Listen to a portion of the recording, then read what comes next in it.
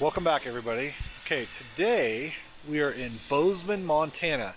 This right here is my friend Scott's shop. It's called Dark Horse Customs. You guys can look him up on Facebook, Instagram, all that stuff like that. I'll put a link down below. We're here today because we have one of our scouts that we're building for a customer at Dark Horse because they're doing the metal work and the paint work for us. As you guys probably know, we don't do body and paint in our shop and stuff like that. This customer wanted a full body off frame restoration, which included paint, metalwork, and everything else. And we found a lot more than we were bargained for, which I will show you guys when we get in there. But that's why it's here. We're going to show you that, and then we're going to show you some of the other stuff that they do here, because they do a lot more than just body and paint. They build off-road rigs, they build hot rods, they have a dyno, they have a paint shop, and they do just over-the-counter sales for bumpers, winches, ropes, lights, you name it. So they also have another business right down the road here. It's called Dark Horse Outfitters, and Outfitters does more of the bolt-on stuff and a lot of the snowplow stuff and things like that. So here comes Scott right here. Hi, Ben. How are you, buddy? This is Scott, everybody. So Hi, we're gonna everybody. we're gonna walk inside and we're gonna take a look at some of the stuff that they have going on here, and we're gonna check out our scout. Okay, we're about ready to head in, and I just had to show you guys. This is just what's in the parking lot, okay? So here's a Ram 4-wheel camper. They did all that stuff there. This is a Ford Ranger. That's got a GFC on it, lift, bumpers. This is a Unicorn 98 12 valve with the rear doors, so you know it's a Unicorn. It's got the updated dash, but it's a 12 valve with 52,000 actual miles, original paint. Where are you gonna find one of those? Nowhere. There's one here. This, we don't know much about this. This is a customer rig, OBS Bronco. It's got some funky bumpers and wheels and stuff like that. It's just here for some basic stuff to get it up and running and go down the road. Nice big camper converted E350. These are a couple of employees' cars. That's Josh, the manager, with his GFC.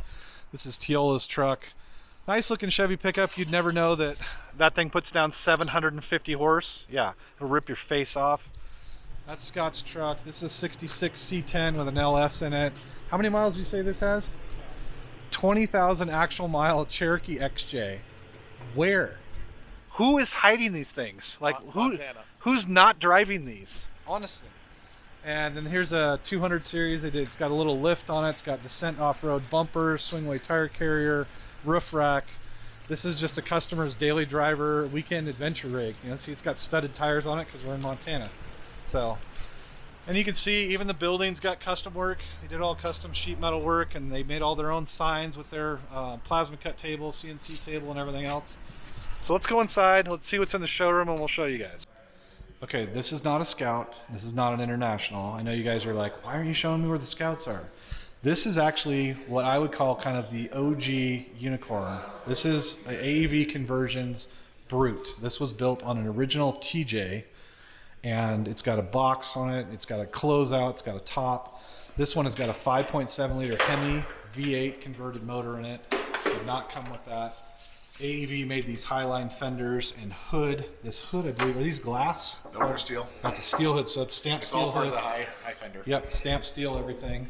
This one uniquely has Portal Tech axles. So you guys can see they're portal axles, PSC Hydro Assist, and then it's got the Hutchinson beadlock, so it's an internal beadlock wheel. I'm guessing those are 40s or 39s. And then Spider Trax rear axle on it. No, Portal Tech rear. Oh, That's just a drive flange cover. Oh, it's just a drive flange, okay. And then AEV, and I think these bumpers were an ARB, AEV, something or other. AEV.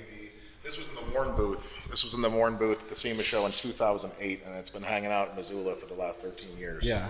And the gentleman that now owns this truck, it belonged to his brother. His brother passed away, and his brother never got to see this truck finished to what he wanted, and that's why it has Portal Tech axles and stuff. That's what his brother wanted. So he brought it to Scott and their crew, and they finished it for him, and it's been here for quite a while, and now it's going to be something he can jump in it, bump the key, and drive it and go and enjoy it again. So this is a Roadster Shop chassis for a Bronco, which I'm going to show you guys in a little bit. It's actually in the body shop right now, but that is a complete Roadster Shop chassis, suspension, axles, everything. It comes like this. These guys powder coated it, but it comes as you see it, and it is not cheap. However, it's done. You bolt the body on this and it's done. Independent front suspension with a 9-inch. The rear is a Mega High 9 rear diff in it. And it's not a floater, but it's semi-float. All the big brakes, we're waiting for the wheels from Forge Line to come in to clear all the rotors and everything. It's a Chevy 6-bolt pattern. It basically runs all Tahoe style front unit bearings and everything. This was before Roadster Shop came out with their Legacy Series chassis. Okay. This was kind of their start to it. Yeah.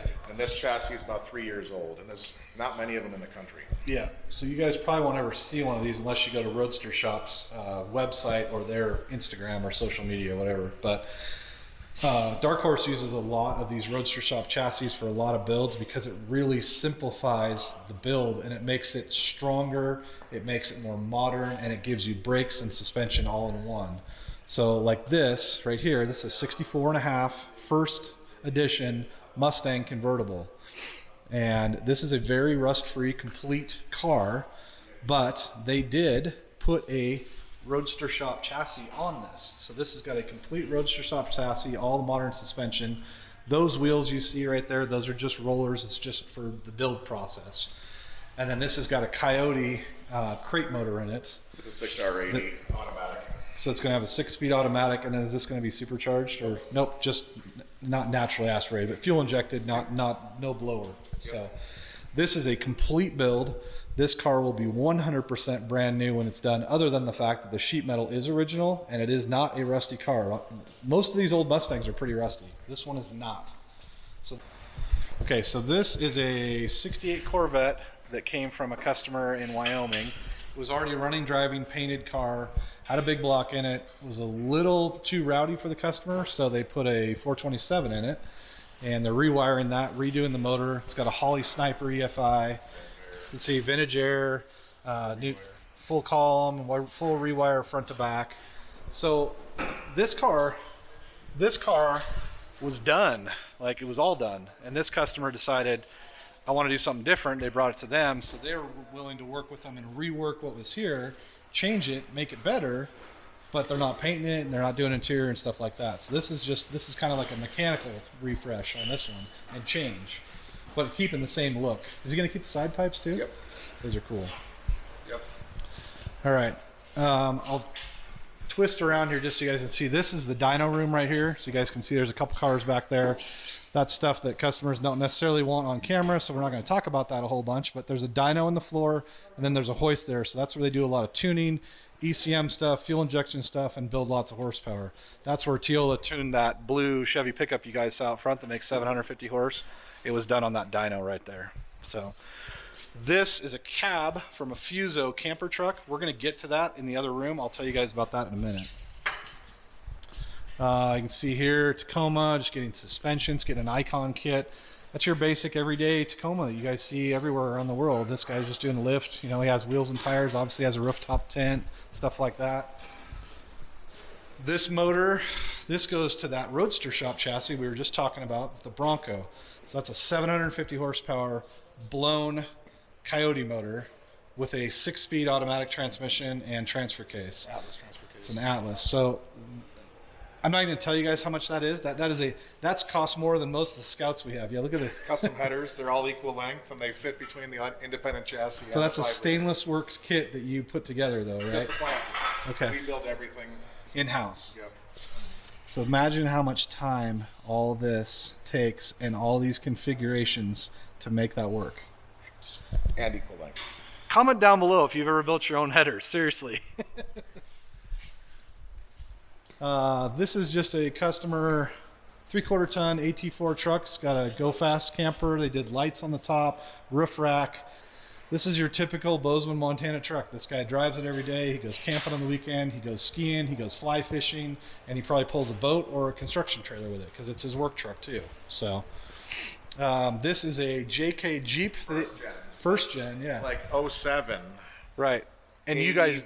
Jeep that we ended up doing a 6.4 about 7 years ago in. So this is back when AEV was selling the kit and they did conversions. But Scott and Dark Horse, they used to do a lot of these. And this is one of the early ones. This is in for a radiator and some other tune-up stuff right now. But that's a, what, 15, 18-year-old truck that's still running the 6.4? Yep. Yeah. So that kind of thing you see, and it's still running down the road, and people keep bringing them back and having these guys do more work and more work as they see fit. This 76 F-150, customer brought this in, nice looking pickup, running, driving. He just wanted to refresh, so they're just resealing the motor, going through the trans, rewire, you know, brakes, things like that, just to make it so it's more daily drivable. It still wants to be the cool old truck. He's not going to paint it. He's not changing a bunch of stuff on it. He's probably not even changing the wheels and tires. But he just wants to run and drive down the road better and make it nicer so he can drive it every day. And these are really popular trucks. You see these a lot in Montana. So over here, just a Suburban, getting some maintenance work. I mean, you know, it's a custom shop, but it doesn't mean they don't do regular maintenance stuff too. They've got tire machines. They've got the exhaust bending machines over here. And then you've got an alignment rack and alignment machines. They do four-wheel alignments. They build a full-blown custom $500,000 car. They put it on here, do an alignment on it. Some lady comes in that's somebody's mom or sister or brother's uncle or whatever, and they have got a Toyota Camry and they need alignment. They'll do it. You know, it happens. So we're going to walk through the door here. This is the fab shop. We're going to go in there next. And we'll see a few projects here that you guys one in particular you guys will recognize. First, we'll talk about this. How long have you owned this, Scott? 20 plus years. Okay, so this has been Scott's personal YJ Jeep. Now, really, there's not much YJ left other than the tub, the grill. Tub's gone. Oh, the tub. Tub's gone. Okay, so I spoke too soon. The firewall and maybe those panels there. And the grill shell. And the grill shell. So this is LS powered, 1 tons, linked, tubed. I'm not going to go through the whole thing because you guys can see it's completely custom.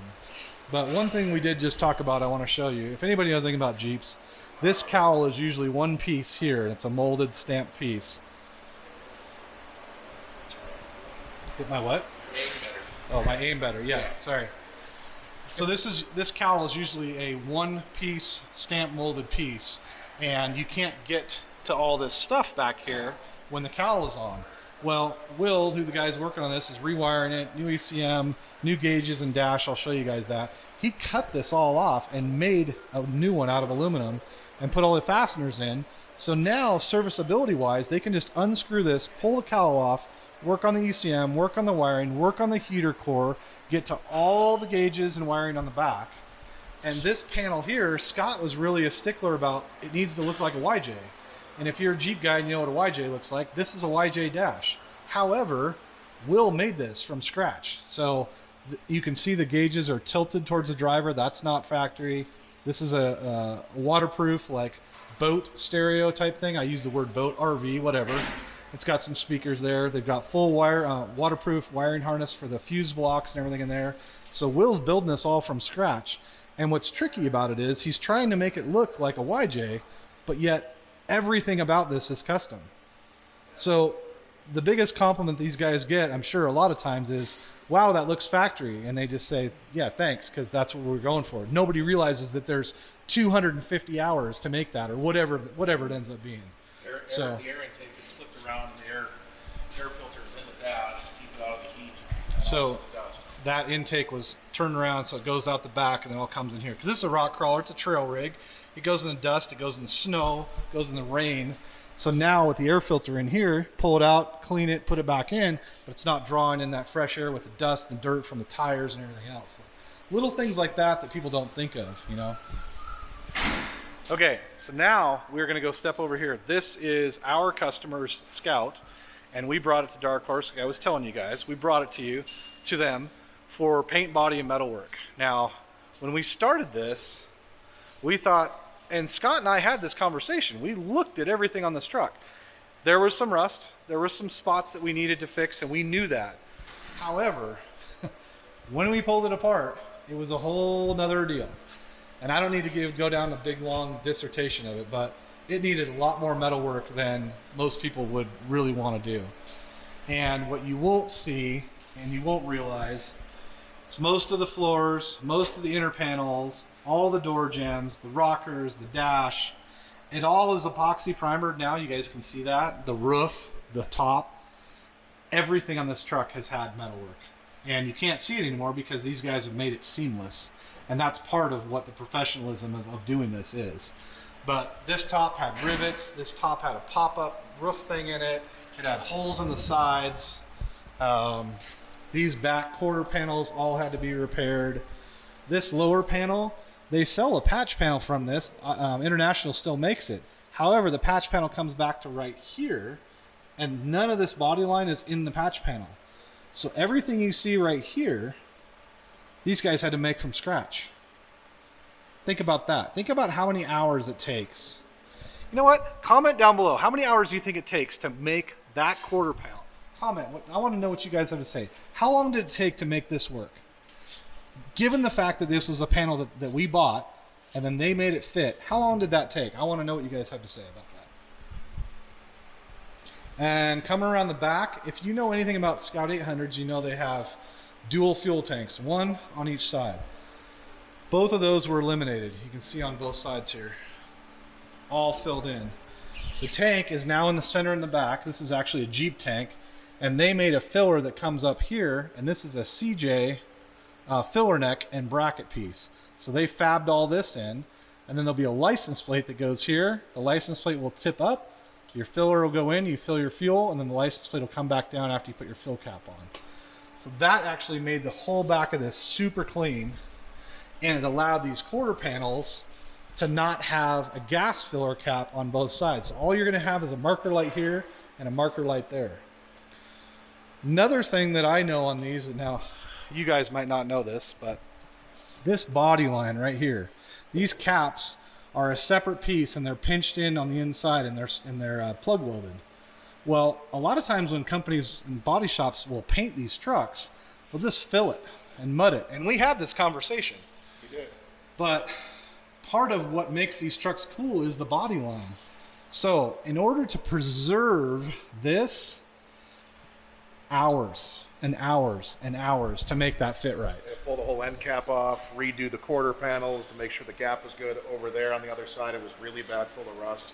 The rust was actually migrating all the way to the edge, and so we had to fix all that and we pulled the whole back corners off because the inner panels were rusted too. So that's the part that you guys, when you take it to a body shop and they say it's going to cost however many thousands of dollars, you don't realize what a lot of that money goes to. And what a lot of that money goes to is metal work. And metal work is very time consuming. There's no fast way to do it. Up here, I'll give you another example. This here, this is all new Hydro Boost, new master cylinder, bolt on top and everything else. None of this was here. This whole piece right here that looks factory, Will made this from scratch. Jake did. Or Jake. Sorry, Jake made that from Jake, scratch. not Will. Sorry. It's Jake, not Will. It's my mistake. I'll correct it in the edit. But my point is, nobody makes a part for this. Nobody makes a bolt-on kit to bolt this master to this truck. So what do? You make the part from scratch. This is a lost art. People don't do this anymore. People want to buy a part and bolt it on and move on. You can't do that if you want it to actually work right. So when you get a big bill from your body shop for metal paintwork and primer and stuff like that, understand that a lot of little things like this is why it gets up there. None of this stuff is inexpensive. This is hard work, and this is a lost craft. So like behind the Scout here, we were just talking, you got bandsaw, Bridgeport mill, another bandsaw, lathe, Torchmate plasma table, 5x10, Piranha iron worker. I'm not even going to begin to tell you guys, all these tools are expensive, and they're also hard to come by. Some of those old Bridgeport mills, you can't even find that stuff anymore. You have to buy it used. You don't see them. So all these parts and pieces here allow Jake and Will and all these other guys to be able to make these metal parts from scratch. And it really is, that's what it is. This is from scratch. They start with a pile of metal like this. These are all pieces that have stuff's been cut out of the Torchmate table right here. They cut the piece out, then they got to bend it, they got to shape it, they got to put it in a press, they got to put it in the Piranha deal and then punch a hole in it, whatever it is. It's very, very time consuming. And it's a lost art. I think there could be tons and tons of videos about just watching guys do the metalwork, you know. So I'm going to turn this around. This here is that Fuso cab, that like cab over, cab forward truck I showed you guys back there. This gentleman built his own camper with this Fuso, And the drivetrain for this just really wasn't up to what he was using the truck for. So he brought it here. They put a Dynatrac 60 in the front, Dynatrac 80 in the back. It's got a 2020 6.6 liter GM motor, 6L80 automatic, and it's got a Hero mated transfer case right there. And what's really unique about this is these trucks, the Fusos, they're a CAN bus truck. And if you're familiar with wiring, you know what I'm talking about. If you're not, then you can fast forward because you won't understand this. But a CAN bus system is all interconnected, and it makes doing an engine swap like this extremely difficult. So these guys pulled the entire CAN bus system out, rewired an entire standalone system to integrate to the factory wiring so that all the parts and pieces of this truck work, but the engine and the transmission and the wiring of the truck can all talk to each other the way they're supposed to without this huge integrated CAN bus system. And now if this guy ever breaks down on a trailer or something like that, this is all basic 12-volt wiring. It's not low voltage. He can put a fuse or a relay or do a wire repair on the side of the road, and 9 times out of 10 he can probably fix it because he's mechanically inclined. So this is not your typical build, but this is not anything that they're afraid of. People bring it to them and they just, you know, give it a try. Like, bring it in, we'll figure it out. You know, we've built all kinds of crazy stuff. Look at the air intake. Yeah. So this is just to make the airbox work. But in order to make it work properly, underneath the cab and back away from everything, they had to put 4 or 5 different bends in it. All had to be TIG welded. All had to be bent and curved. Drilled for all the sensors. See, you guys, just the hours and the hours and hours of what it takes just to build one part. That's why you can understand that there's so many custom shops in America that go out of business because they can't make a living at it because people don't want to pay for it anymore. I think if you guys understand how much work goes in this, you'll understand why it costs what it costs. This is a lost art. It really is. Okay, so remember when we talked about the 750 horsepower supercharged Coyote motor out there, the Roadster shop chassis?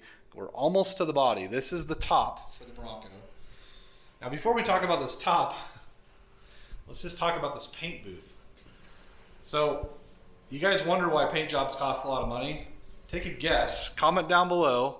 We're gonna tell you in a second anyways, but comment what you think a paint booth, just the paint booth, costs to put in a building like this, let alone the air filtration system. All comes in from the all ceiling. comes in from the ceiling. Comes downdraft.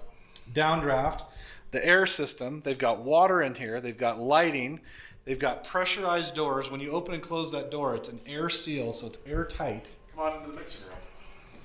And then over here, this is where you hear that air noise.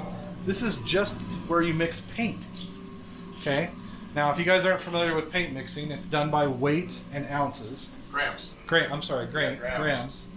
So every one of these is a color, and it may be just a slight tint different than the other, and it takes a chemical makeup of all of this stuff to make each color. There's a computer formula that tells them how much of this and how much of that and how much of that. They put it on the scale and they weigh it, and they mix it, and then they take it in there and then they spray it. And there's a whole lot more to it than that, but I'm giving you guys the quick version. But I mean, this is just the mixing room. All the different colors. Those are all toners. Each toner gets mixed into the final color, and some might have less than a gram, and some might have, you know, a couple ounces in it. Yeah. Depends on how much we mix, and everything gets mixed up at the end of every day or every morning. All these things spin every day. So that thing every day has to keep them spun up so they don't dry out. Yep. And is that automatic, or somebody have to we do it physically in the morning. And you can see now they're starting to spin, and that's how we keep the paint from drying out and getting screwed up. So every single day when somebody comes into work, somebody's job is to come in here and push the button, set the timer, and mix every one of these. Otherwise, all the way down to the gallons at the bottom. Yeah. Otherwise, tens of thousands of dollars of just paint goes bad. That's crazy. I didn't know that was a daily thing. Yep. And then we shoot Spies Hecker paint, which is a German paint made by Axalta, which is the same company as DuPont. And so these are all hand painted color chips, and this is just for Mercedes. So you can see all the different color blues that Mercedes-Benz have with all the different paint codes. And so these were all, We get these updated when we have new colors come out so that we can show customers and be able to mix and blend. And see, you'd never even guess it. There's Mazda, there's Kia, there's Hyundai, there's Honda. All these things come into play when you go paint a custom car, because you might want to paint it Kia Soul Blue, because when you put that on a 59 Cadillac, it might look awesome. So they've got a little bit of everything here from all the modern cars, and the customers can go through these paint chips and pick out what they want to do on their custom car. There's all these pieces of the puzzle, you guys, I mean, that go into painting a car. The booth, the mixing room, the suits they have to wear, the air, they have a mask and stuff with air, fresh air to breathe while they're in there. There's a lot to it. Could be a whole video about that too. So here's how big that booth is. How wide is that? 18, 20? Yeah, the booth is 16 feet wide, plus the mixing room, I'm gonna say it's about 24 probably. And then it's like 30 feet deep, Yeah. 20 feet deep. Yeah, so I mean, it's real estate wise, this takes up a large footprint inside the shop that cannot be used for anything else. Now, they do prep and stuff like that here, and detail and finish stuff for the bodies, but We put this car together.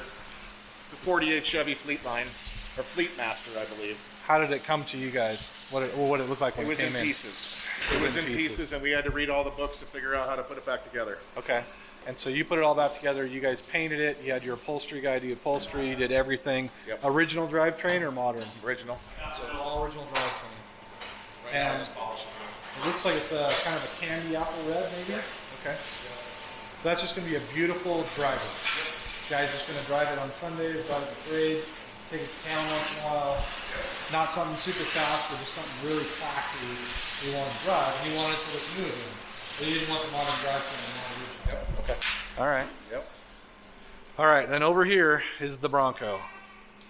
Now we're going to explain a couple things about this, because this project has been going on for years, like I think 2 or 3 years. Yep. Here's the body. Now, when you look at this, you just think, okay, it's Bronco body, whatever. New tub. Everything from here forward is handmade. When I say handmade, you guys saw the tools back there, all the metal shaping and everything like that. It is handmade. The reason being is it's got intercooler for the supercharger, so they had to make all the front end here to hold the intercooler, but it still has to have everything to hold the fenders, inner and outer and stuff like that. The fenders bolt underneath here like this.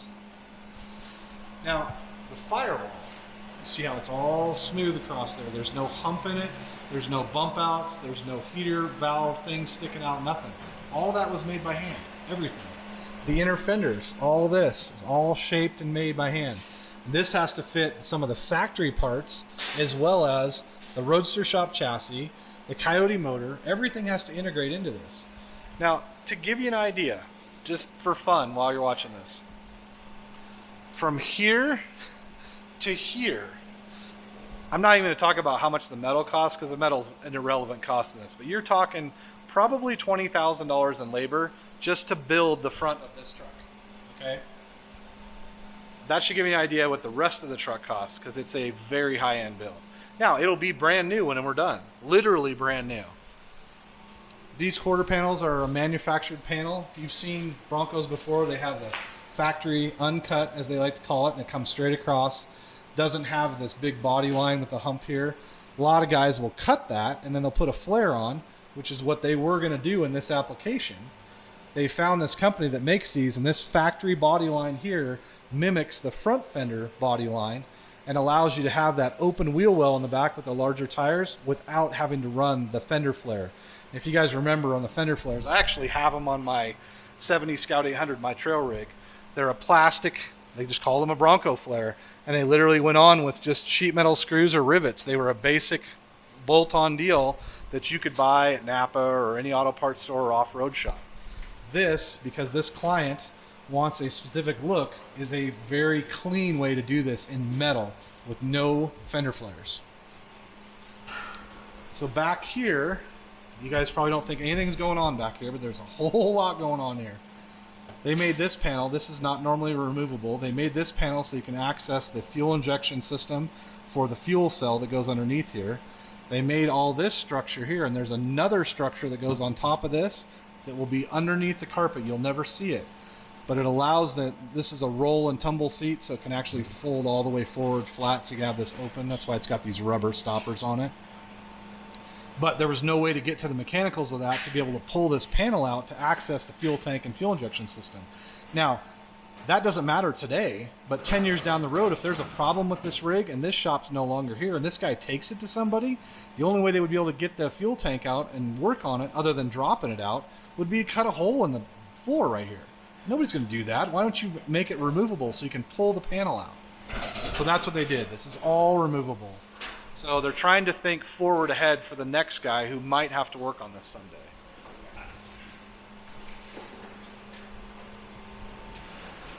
All right, so hopefully that gives you guys a small glimpse into the day and the life here at Dark Horse Customs. There's a lot that goes on here. It's little things to big things. It's full builds to bumper installs. It's engine swaps to full body paint.